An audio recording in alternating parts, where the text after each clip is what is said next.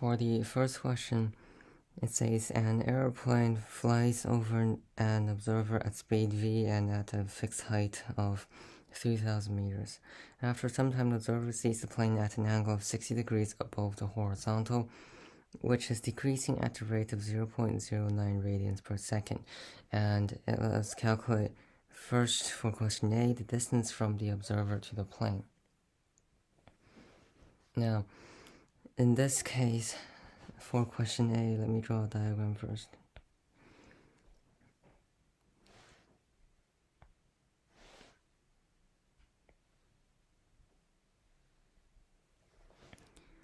So for the question, it told us that the plane over here is traveling at some speed v, and then it's 3,000 meters above the ground. And then it is also given that this angle is 60 degrees. So in this case, in order to calculate distance d from the observer to the plane, we can utilize the sine rule. So sine of 60 degrees is equal to 3,000 over d. Therefore, we'll know that d is equal to 3,000 over the sine of 60, that is square root of 3 over 2. And then we will get that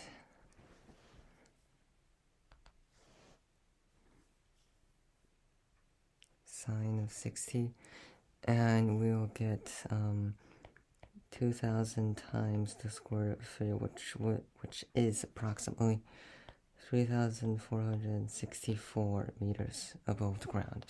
Okay, this is the answer for question A. Now for question B, it says to calculate the speed of the plane. Now there's many ways to approach this question. The way I'm going to explicate is this. We can see what's given is that this angle is decreasing at this very instant, is decreasing by 0.09 radians per second. And what we can do now is that we can break the velocity vector of the plane into these two vectors. And we will call this, let's say, Vx and Vy. Now in this case, what we can do is that we can consider Vx, this vector, as a component of circular motion about this center. And then therefore, to apply this to this situation, Vx will be the velocity that a particle is traveling at about the point center, and then the omega, the angular velocity, will be 0.09 radians per second, and the radius r will be d in this case. Thus, we can utilize this formula, which is omega is equal to v over r. And if we put in the values, Vx would be equal to 0.09 as the angular velocity time by the radius, which is d, and it's calculated in the previous question. So, and this will be equal to 0.09 times 2,000 square root of 3, and that will be 180 times the square root of 3, which will be approximately 312 meters per second. Now, we haven't finished this question yet. We want to find the velocity of the plane. Now, what we can do right now is utilize a bit of trigonometry over here. So, this angle would be 90 minus 60, which is 30 degrees. Thus, this angle will be 60 degrees, as this is perpendicular. And then this is as well as perpendicular, thus this angle would be 30 degrees. And if you look at this, we would know that V cosine 30 degrees will be equal to Vx, and therefore v, the velocity of plane, will be equal to 180 square root of 3 over cosine of 30 degrees. And that would be t divided by cosine of 30 degrees, and that would be exactly 360 meters per second. Okay, now this will be answer to the question B. Now for question C, I will write over here. It says to calculate the speed at which the plane is receding along the observer's line of sight. Now for this question, we're going to calculate this this component of the plane's vector, and this will be quite easy because we already know the angles and such. So as this is perpendicular, so therefore this will be 60 degrees. Now therefore we can list out this equation. V times the cosine of 60 degrees will equal to Vy. So therefore Vy will equal to 360 times cosine of 60, which is 1 over 2, and we will get 180 meters per second. And this will be answer to the last component of this question. Now the next question, question 2, says that a motorcycle rider is propelled up to the left side of a symmetric ramp shown in figure 1. The rider reaches the apex of the ramp at speed u and falls to a point P on the descending ramp. In terms of u, theta, and g, obtain expressions for question A, the time ta for which the rider is airborne.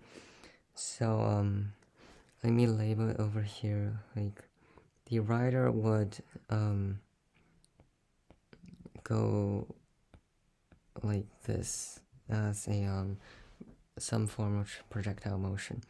What we can do right now is we look at the rider at some instant over here, and we can break the velocity vector of the rider at this instant into these two components.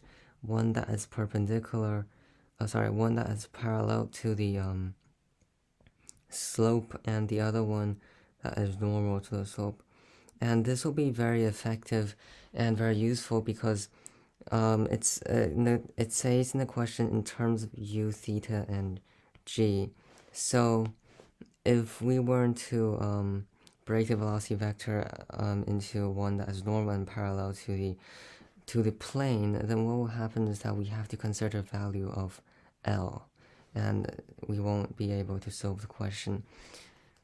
So for question A, first of all, we have to resolve ux and uy, the initial velocities. So we have to work out the angles first. Let me draw a line over here. As these two angles are alternate angles, so we can know that this is theta, and this is as well as theta, and these two angles are, you can say, opposite angles, so this will be theta as well. Now in this case, we will know that ux, the one parallel to the slope, will be equal to u times the cosine of 2 theta, and then uy will equal to u times sine of 2 theta. So then what we want to look at is the value of uy in order to calculate the time for which the rider is airborne. So in this case, there's another value we have to calculate, which is the value of a, the acceleration. So this is different from g because it's in a different direction. If you look at this diagram, g is in this direction. However, what we want to know is a is in this direction, and which is perpendicular to the slope. So in order to resolve a, what we can do is, again, utilize trigonometry. As you can see over here, this is essentially a triangle and a right angle triangle, and this is also another triangle over here. So from this triangle, from the blue triangle, what we can know is that this angle will be 90 minus theta. And therefore, if you look at it again for this red triangle, if this is 90 minus theta, then essentially this angle will be theta, as it's 19 minus 90 minus theta. So a basic diagram would be something like this. G is acting downwards and the acceleration acting this way, where the angle between them is theta. So therefore, we would know that A would equal to G times cosine of theta. Now we can put this into the equation. S is equal to ut plus a half at squared. Now S will be 0 because we want to know the time for which the rider is airborne, and u will be uy, which is u sine of 2 theta and times t a, which is what we want to know, minus a, we put in a, which is g cosine theta, and then over 2 times ta squared. Now we can factorize t out from this side. Ta is equal to u sine 2 theta minus g cosine theta over 2 times ta, and we can divide t to the other side, which becomes 0, so therefore, and then we can add this term to the other side. What we get is u sine 2 theta is equal to g cosine theta over 2 times ta.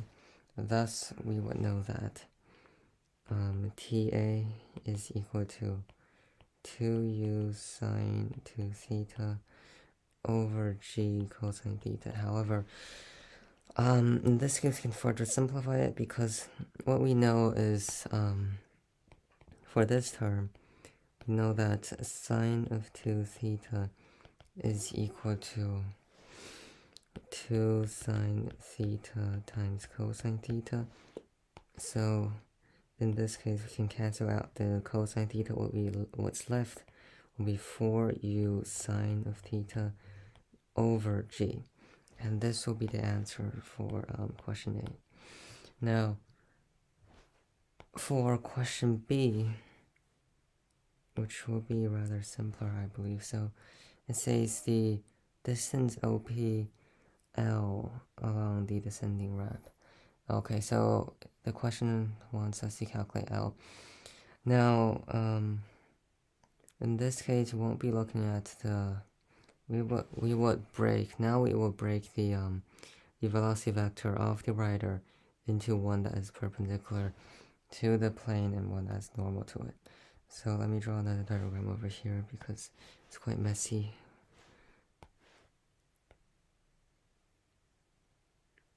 Okay, so and then this distance will be L, and what we can do right now is this will be the projectile motion of the this will be the projectile motion of the rider, and now we have to resolve ux and uy again, which will be a different value. So as we already know, this angle is theta, so we would know that this is u. We would know that the initial velocity in the x direction will be equal to u cosine of theta, and uy will be equal to u sine of theta. And then what we want to look at is again uy, and the acceleration downwards will be g. So let's put it into this equation.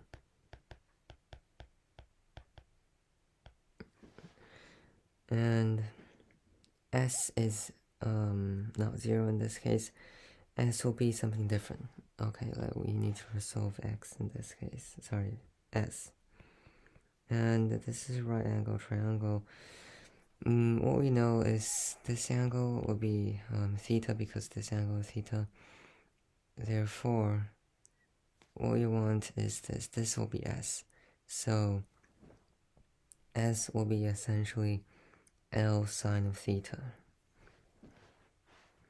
in this case, because sine of theta is equal to s over L, so therefore s is equal to L sine of theta.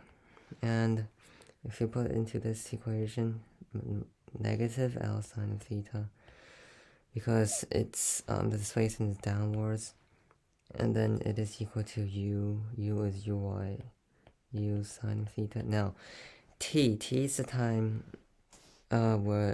which the writer is airborne. Now we have already resolved this in the previous component of the question, which is 4u sine of theta over g. And then minus g over 2, and then there will be dta squared. And now what we need to do is basically just simplify the equation.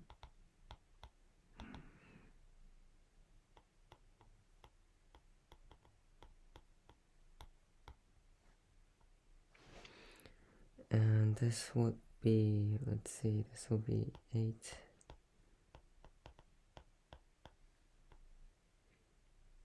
over g. Yes. Now we can cancel out the minus sine theta from both sides, and what we'll get is 8u squared over g minus 4u squared over